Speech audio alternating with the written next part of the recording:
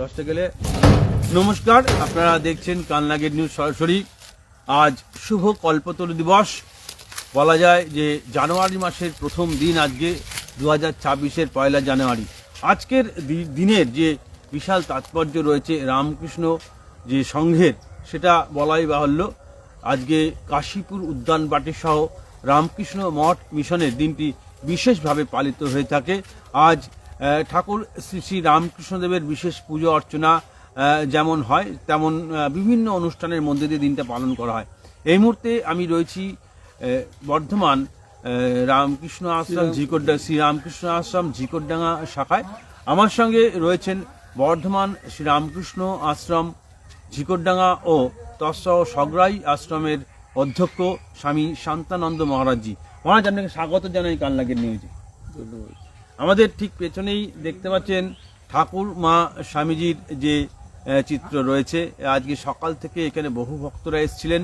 এখানটায় বিশেষভাবে আজকে এই দিনটা পালন করা হয়েছে এবং আমি মহারাজের কাছে আজকের দিনের যে তাৎপর্য সেটা নিয়ে অবশ্যই আমরা আলোচনাতে যাব।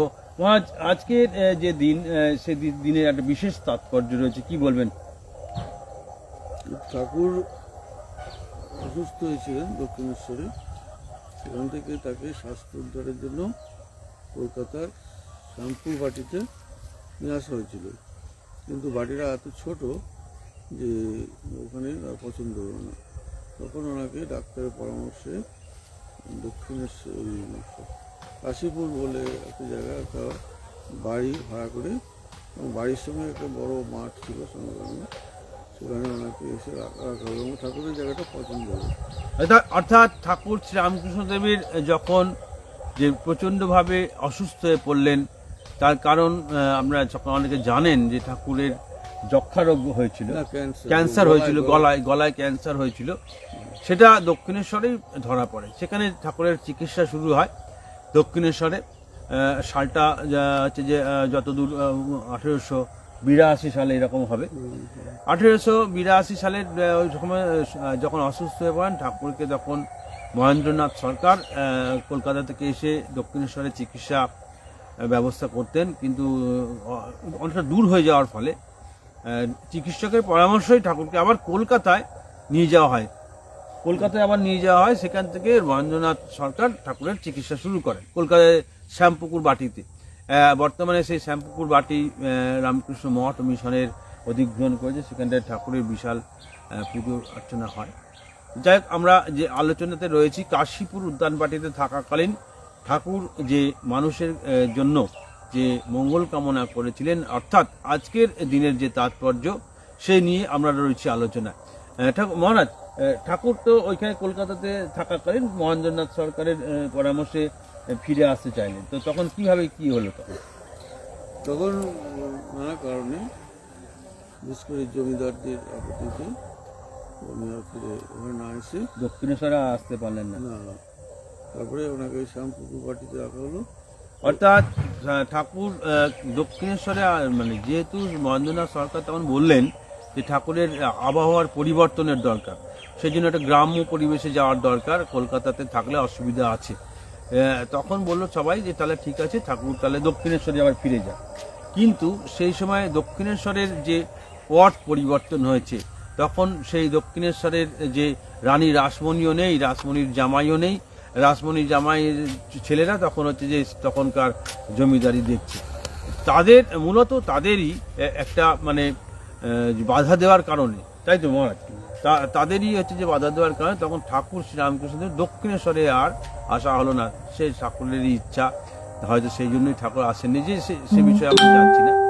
দিয়ে 1882 সালে ঠাকুর শ্রীরামকৃষ্ণদেব যখন মহেন্দ্রনাথ সরকার বললেন যে তাহলে যেতে হবে গ্রাম্য পরিবেশে, সেই সময় খুঁজতে লাগলো অনেকেই যে কোন জায়গায় যাওয়া যায়, তাই তো মহারাজ। সেই সময় খুঁজতে খুঁজতে গঙ্গার ধারে একটা বাড়ি পাওয়া গেল, সুন্দর একখানা, সেই যেখানে একটা মাঠ রয়েছে, একটা পুকুর রয়েছে, যেটা হচ্ছে যে কাশীপুর উদ্যানবাটি। পৃথিবী বিখ্যাত সেই কাশীপুর উদ্যানবাটিতে 1982 সালের একটা দুপুরে ঠাকুর, তখন 82 সালে ঠাকুর ওখানে কাশীপুর উদ্যানবাটিতে আসলেন প্রথম। সেই সময়তে আসলেন, সেই সময়তে এসে ঠাকুর ওখানে তখন বসবাস শুরু করলেন। তো ঠাকুরের তখন কি অবস্থা মহারাজ? তবে রোগ তখন বেড়ে গেছে, গলা দিয়ে রক্ত বেরোচ্ছে, যা খাচ্ছে মেয়ে গলার কোটো দিয়ে বেরিয়ে হচ্ছে, এরকম অবস্থায় চিকিৎসা চলছে ওখানে। তারপর তারপর তো জীর্ণ শীর্ণ হয়ে গেছে, সেই ফটোটা অনেকে দেখেছি। তারপরে মা সেবার মা তো এসেছেন ওখানে একটা ছোট্ট জায়গায় কোনো মতে থেকে ঠাকুরের সেবার জন্য রান্না টান্না করে দেন, খাওয়ান, নিজেতে খাওয়ান। সেই সময় মা সারদা তখন জয়রামবাটি থেকে সরাসরি কাশীপুর উদ্যানবাটিতে, কামারপুকুর থেকে না, ওই নববাদ দক্ষিণেশ্বর থেকে। দক্ষিণেশ্বরে, অর্থাৎ সেই সময়তে মা তখন দক্ষিণেশ্বরে নবাবত থানাতে ছিলেন। নবাবত থানা থেকে মাকে তখন ওখানে নিয়ে আসা হলো ঠাকুরের সমস্ত পথ্যাদি রান্নার জন্য। তখন যেহেতু ঠাকুর তো তখন টিভি খাওয়ার তো কোনো ব্যবস্থা নেই, গলা সমস্ত কিছু খাচ্ছেন, গলা ভাত, সব সুজি টুজি এই ধরনের খাওয়া দাওয়া তখন চলছে। নিচে একটা ছোট্ট ঘরে মা ঠাকুরের জন্য সে সমস্ত রান্না করতেন। এবং তখন ঠাকুরের যারা সন্ন্যাস দীক্ষিত ভক্ত নরেন্দ্রনাথ সহ আর যারা ছিলেন সকলেই মানে পালা করে ঠাকুরকে তখন তারা দেখতেন, সেবা করতেন। তারা ওখানেই থাকতেন, কিন্তু তখনও সন্ন্যাস গ্রহণ করেননি। সে সময়তেও তখন ওরা ওইখানটায় থাকতেন এবং ঠাকুরের সমস্ত সেবা যত্ন তারা সেই সময়তে করতেন। এরপরে ঠাকুরের শরীর দিন দিন ভাঙতে শুরু করলো, তাই তো মহারাজ? ভাঙতে শুরু করলো। তারপরে ওই সময়ই একদিন, সেদিন ছিল 1 জানুয়ারি। মহারাজ, তার আগে বলি, ঠাকুর হঠাৎ করে নিচে নেমে গেলেন, একটা খেজুর গাছের তলা ওখানে একটা সাপ এসেছিল, ওই গল্প সেটা অনেক পরে, ওইখানে থাকাকালীন নরেন্দ্রনাথ ওদের খেজুর রস খাওয়ার ইচ্ছে হয়েছিল, কিন্তু ওরা ওখানে গিয়েছিলেন গাছতলায়। সেই খেজুর গাছটার শুকনো অবস্থায় রাখা আছে, গাছগুলো দেখতে পারেন সবাই। সেখানে ঠাকুর হঠাৎ শুয়েছিলেন, তখন উঠতেই পারেন না, উচ্ছ্বাস শক্তি রয়ে। উনি হঠাৎ দেখলেন যে ওর তলায় একটা সাপ আছে। উনি সিঁড়ি দিয়ে দ্রুত নেমে ওই গাছতলায় গিয়ে সাপটাকে তাড়িয়ে দিতেন। হ্যাঁ, কিন্তু এরা কেউ বুঝতে পারল না। নরেন্দ্রনাথেরা বুঝতে ঠাকুর নেমে এসছেন। হ্যাঁ, মাও খুব অবাক হয়ে গেলেন, ঠাকুর এইভাবে খাওয়ার মতো কাঠের উঁচু সিঁড়ি, সেখানে তরতর করে নেমে কী করে গেলেন? উনি যদি উঠতে পারেন না, হাঁটতে পারেন না, এইটা তা বললেন কাউকে কিছু বলো না, মাকে বললেন, সব মাকেই বললেন, এসব কথা বললেন। এই জন্য অনেকে বলে ঠাকুরের রোগটা ভান, ভক্তদের মধ্যে কারা আসল কারা নকল সেটা বিচার বাঁচার জন্য। এইসব দেখে তো ওটা করে সাধুর আবার ক্যান্সার, সাধু কিছু না বলে অনেকে কেটে বললো।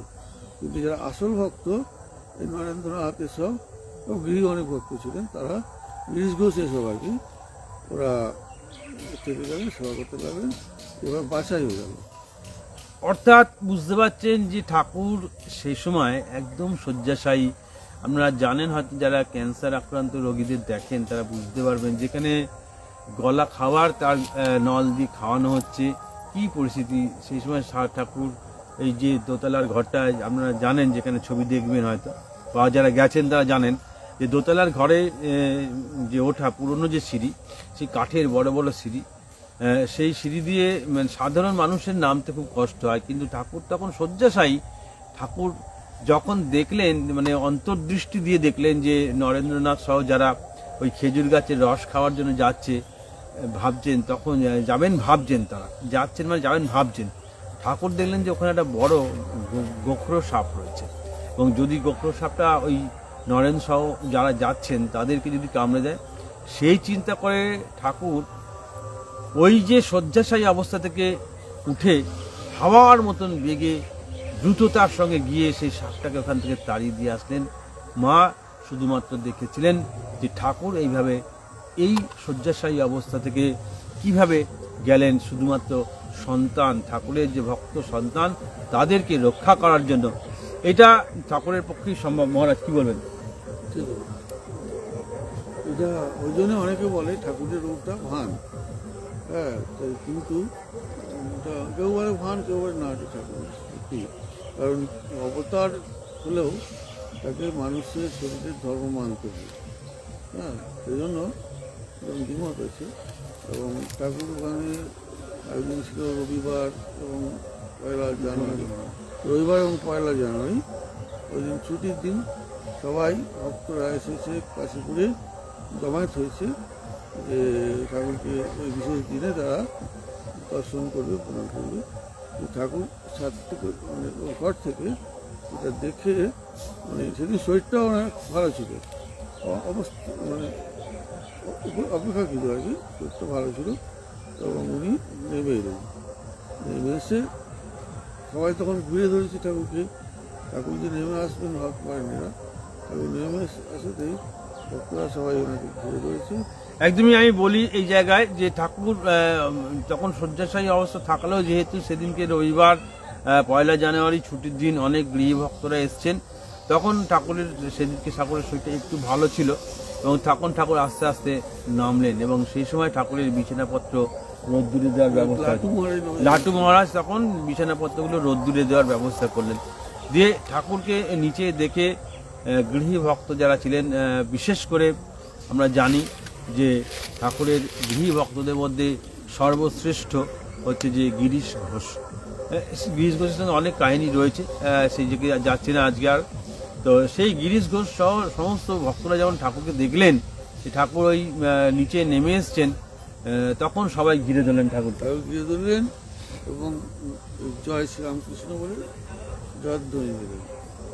তারপরে ঠাকুর দেখতে বললেন, কি বললেন, আত্মীয় বলে তোমাদের চৈতন্য হোক। অর্থাৎ সেইখানেই ঠাকুর শ্রীরামকৃষ্ণদেব যখন এলেন, গৃহী ভক্তরা ছুটে আসলেন, তখন সকলে শ্রীরামকৃষ্ণদেবের জয় জয় শ্রীরামকৃষ্ণদেব কি জয় যে আমরা শুনি, সেটা জয় দিতে শুরু করলেন সকলে। তখন ঠাকুর গিরিশ ঘোষ যখন বলছেন, তখন ঠাকুর গিরিশ ঘোষকে বলছেন, হ্যাঁ গো গিরিশ, এই যে ঠাকুর নিজের শরীরটা দেখিয়ে বলছেন, হ্যাঁ গো গিরিশ, তুমি যে এত জয়ধ্বনি দিচ্ছ, তুমি কি বুঝছো, এর ভেতরে কি আছে? তাই তো মহারাজ, তোমরা যে বলো আমি অবতার, আমার মধ্যে কি দেখেছো যে আমাকে অবতার বলছো? তখন গিরিশবাবু বললেন যে ব্যাস বৈশিষ্ট্য এইসব বড় বড় মুনি ঋষিরা যার মানে বর্ণনা করতে পারে না, মানে ভগবানের অবতারের বর্ণনা করতে পারে না, আমি আর কি বলবো। একদমই তাই। সেই সময় গিরিশ ঘোষ হাঁটু গেড়ে ঠাকুরের সামনে বসলেন এবং বসে বলছেন, ব্যাস বৈশিষ্ট্য মুনিরা যার তল খুঁজে পায় না, যাকে বিচার করে তাদের ইয়ত্তা পায় না, আমার মতন একজন তুষ্ট মানুষ তার কি বিচার করবে। ঠাকুর সেই সময়তে সমস্ত ভক্তরা যখন ছিলেন, ঠাকুর তখন ভাবে একটা বিভোর হয়ে গেলেন এবং বিভোর হয়ে ঠাকুর সে সময় সকলের উদ্দেশ্যে বললেন, ঠাকুর সে সময় তোমাদের চৈতন্য হোক বলে তখন সকলের কাছে আশীর্বাদ করেছিলেন। এবং সেই যে খেজুর গাছের তলায় না, তখন একটা আম গাছ, কোন একটা গাছের তলায় সে ঠাকুর হয়তো দাঁড়িয়েছিলেন, তো সেই সময়তেই আশীর্বাদটা করেছিলেন। চৈতন্য হোক মানে ঠাকুর চেতনার উন্মেষ ঘটানোর কথা বলেছেন, ঈশ্বরের কাছে প্রার্থনা করেছেন তোমাদের যে চেতনা, সেই চেতনার উন্মেষ ঘটুক। আর চৈতন্য হোক অর্থাৎ এই যে কল্পতরু, তখন ঠাকুর সমস্ত গৃহী ভক্তরা বলছেন, হ্যাঁ গো ঠাকুর কল্পতরু হয়েছে, তাই তো মহারাজ? কল্পতরু মানে তো সবাই জানে, এমন একটা গাছ, যে গাছের তলায় দাঁড়িয়ে যা চাইবে তাই করবে। অর্থাৎ গিরিশ ঘোষ তখন বললেন, দেখো রে দেখো, দেখ রে ঠাকুর কল্পতরু হয়েছে। সেই থেকেই কিন্তু আজকের যে দিনটা 1 জানুয়ারি, সে থেকে কিন্তু কল্পতরু দিবস হিসেবে রামকৃষ্ণ মঠ মিশনে বিশেষভাবে পালিত হয়ে থাকে। আজ আমরা যেখানে দাঁড়িয়ে রয়েছি, সকাল থেকে অনেক ভক্তরা এসেছিলেন এখানটায়, বিভিন্ন ভক্তদেরকে নিয়ে আজকের দিনটা বর্ধমান রামকৃষ্ণ মিশনের যে ঝিকরডাঙ্গা শাখা, সেখানে পালিত হয়েছে। এই মুহূর্তে আমার সঙ্গে আমি কথা বলছি এই ঝিকরডাঙ্গা, বর্ধমান ঝিকরডাঙ্গা এবং বর্ধমান রামকৃষ্ণ আশ্রম ঝিকরডাঙ্গা এবং তার সঙ্গে সংগ্রাহী শাখার যে অধ্যক্ষ স্বামী শান্তানন্দ মহারাজ। আজকের এই বিশেষ দিনে মহারাজকে বলবো, মহারাজ আজকের এই বিশেষ দিনে আপনার ভক্তদের কাছে, মানে আপনার ভক্তদের কাছে কি আপনার বাণী? একটা জিনিস তো বলা হবে না, হ্যাঁ বলুন মহারাজ। ঠাকুর ওই আশীর্বাদ করার পরেই কারো ধ্যানে একদম স্থির হয়ে গেল, কেউ ভাবের ঘরে কাঁদতে লাগলো, এইরকম নানা রকম তাদের আধ্যাত্মিক উপলব্ধি হতে লাগলো। এটা হচ্ছে বিশেষ দিনে অর্থাৎ ঠাকুরের যে সেই আশীর্বাদ তোমাদের চৈতন্য হোক, সেই চৈতন্য হোক আশীর্বাদের পরে ওখানে যেসব ভক্তরা সেই সময় ছিলেন, বিশেষ করে গিরিশ ঘোষ, গিরিশ ঘোষ ছাড়া আর কে কে ছিলেন? অনেক গিরি ভক্তরা ছিলেন গিরিশ ঘোষ ছাড়াও। তো তারা তখন কিন্তু সেই ঠাকুরের আশীর্বাদের সঙ্গে সঙ্গে তাদের মধ্যে একটা আধ্যাত্মিক পরিবর্তন হয়, এবং তারা তখন আধ্যাত্মিক যে পরিবর্তনের ফলে তারা কিন্তু অনেকে, যেটা মহারাজ বলছেন, অনেকে ধ্যানস্থ হয়ে পড়েন, অনেকে হাসতে থাকেন। অর্থাৎ এই হচ্ছে যে ঠাকুরের সেই যে চৈতন্য হোক, অর্থাৎ এই যে কল্পতরু দিবসের মূলত তাৎপর্য। তবে একটা কথা আমি বলি, কল্পতরু দিবস অর্থাৎ যে যা চাইবে তাই পাবে, ঠাকুর কিন্তু মহারাজ সেই চাওয়ার কথাটা বলেনি, বাহ্যিক চাওয়ার কথা বলেননি, কিন্তু আধ্যাত্মিক, সে আধ্যাত্মিক চাওয়ার কথা বলেছেন। কি বলেছেন গিরিশ ঘোষ? গিরিশ ঘোষ বলছে ঠাকুর কল্পতরু হয়েছে, তার কল্পতরু গল্পটা অন্য সময় ঠাকুর বলেছিলেন যে কল্পতরু এমন একটা গাছ যার তলায় দাঁড়িয়ে যে যা চাইবে পাওয়া। তাই জন্য সবাই বলতো আমরাও ঠাকুরের কাছে চাই, তার পূর্ণ হবে আমাদের অর্থাৎ গিরিশ ঘোষ জানতেন, ঠাকুর আগে বলেছিলেন যে কল্পতরুর সম্বন্ধে আলোচনা করেছিলেন ঠাকুর। তো সেই জন্য তখন ঠাকুরের সেই জন্য গিরিশ ঘোষ বললেন যে ঠাকুর দেখতে দেখ, ঠাকুর কল্পতরু হয়েছে। আজকের সেই দিন, যেদিন হাজার হাজার লাখো লাখো মানুষ জয়রাম ইয়েতে বিভিন্ন কাশীপুর উদ্যানবাটিতে যায় এবং ঠাকুরের কাছে গিয়ে তাদের প্রার্থনা জানায়।